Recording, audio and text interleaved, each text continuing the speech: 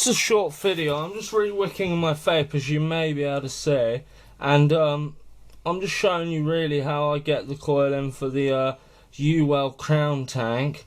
I believe this is a UWELL crown tank version 1, and what I do is last night I pushed the cotton through to the airflow well.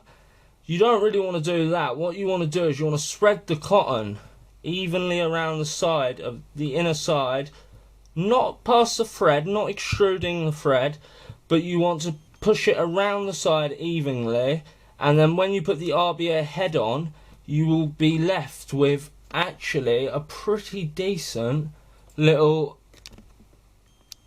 coil build. This is a 0.31 ohm coil build, but it is actually a 0.21, but I've just tightened the coil up and it's come out at 0.31. So 0.31 ohms, and let's just check. Put 0.31 ohms. Now what we need to do is the crucial bit, which is pre-wick. If you don't like pre-wicking, a lot of people do pre-wick, because if you don't pre-wick your RBA head, then at the end of the day you'll get a dry hit and you won't be able to hit it for a longer amount of time.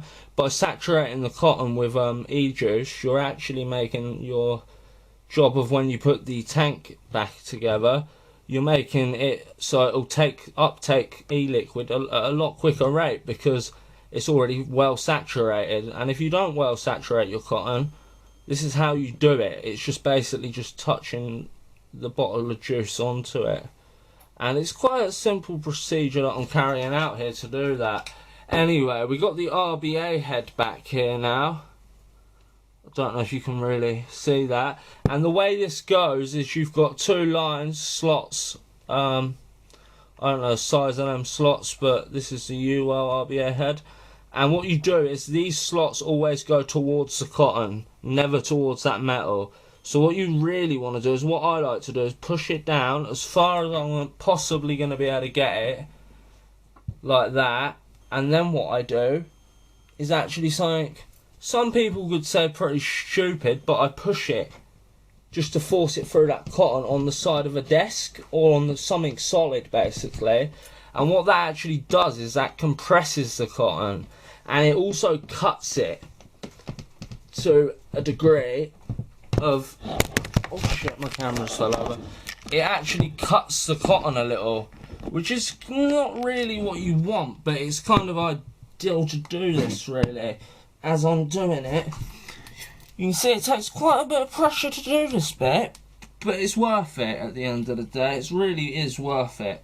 If you don't do this, you're just going to run into problems with leakage, and you don't want problems with leakage on your UWELL. The problem with the UWELL is I get a lot of leakage from after I've re-wicked. Well, the way to solve that is by putting in more cotton, but then the way of it coming back together is not great. You won't get it back together as smoothly as you once did, which is not ideal, really. So what I'm going to do right about now is grab a scalpel, and what we're going to do with this bladed scalpel is clean it first off, because obviously this has got to go into my lungs, so I don't really want anything, to be honest, that's going to get flux on it. For example, soldering flux, soldering paste, whatever you want to call it. We want the cotton to be, like I say, well saturated, and you just want to keep moving that cotton until you get it to the point where you want it.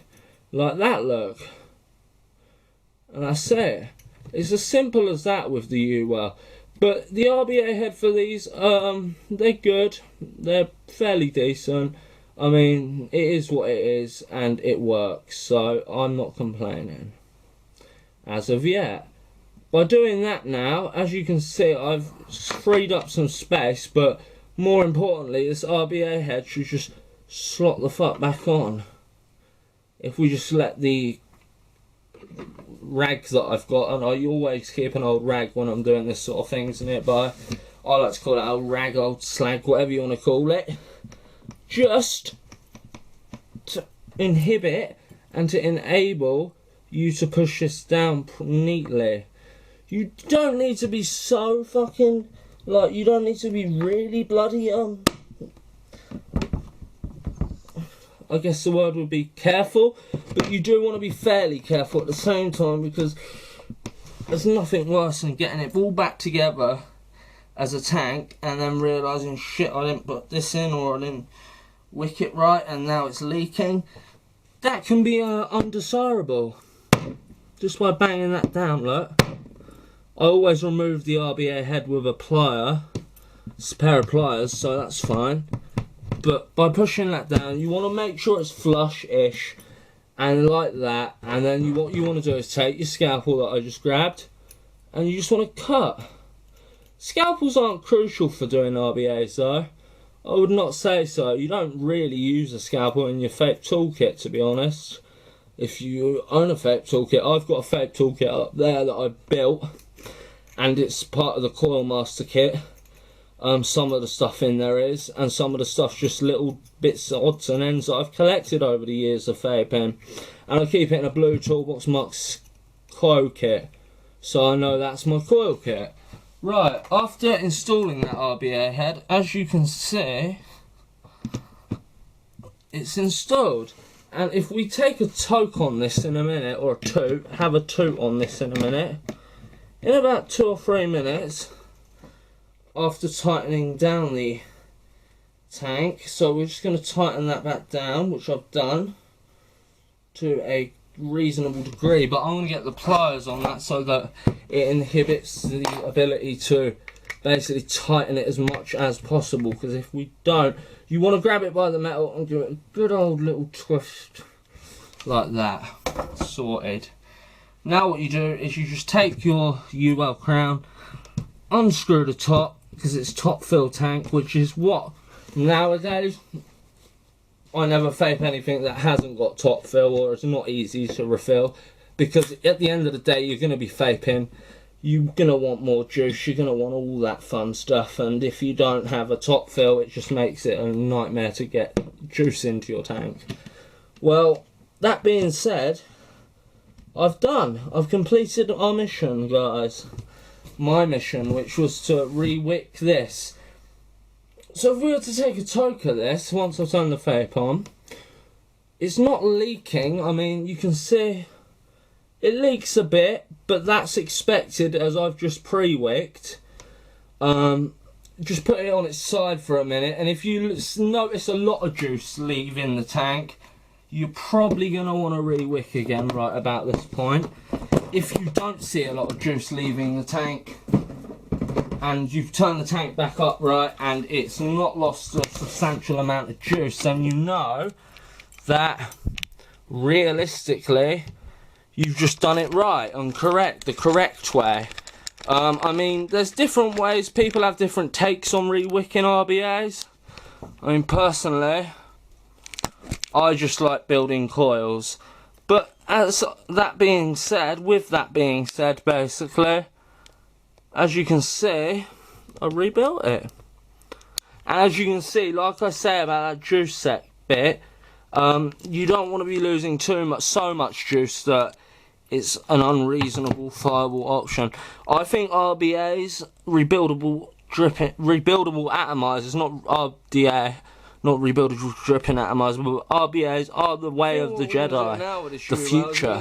Our first future is here. Our first toke test. I'm vaping on some homebrew, Loco Lemon Tart, as you can probably see.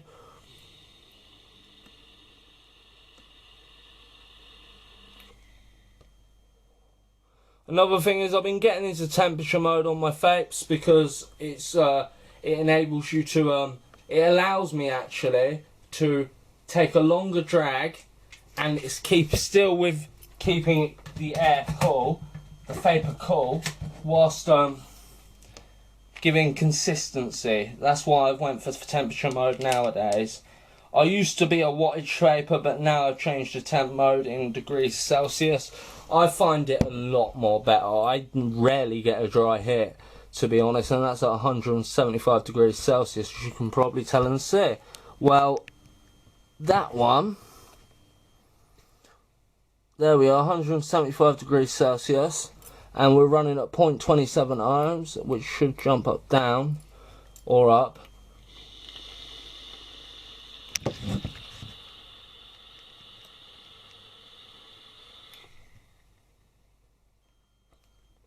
Beautiful vapor.